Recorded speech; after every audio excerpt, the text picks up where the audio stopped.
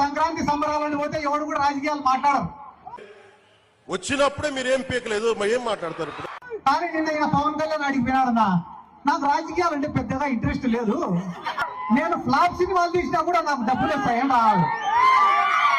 ఈడ 2 పాయింట్లు, ఆయన తీసేదే ఫ్లాప్ సినిమాలు. ఫ్లాప్ సినిమాలు తీసినా నాకు డబ్బులు వస్తాయి, నీకు డబ్బులు వస్తాయి, బానే ఉంది.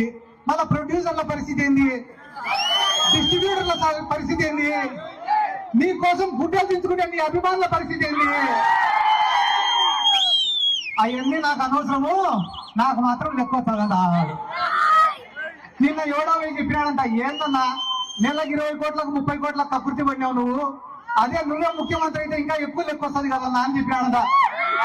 ఒరే, మనం ముఖ్యమంత్రి అయినామంటే మళ్ళా దానిపైన ప్రత్యేకంగా శ్రద్ధ పెట్టాలరా.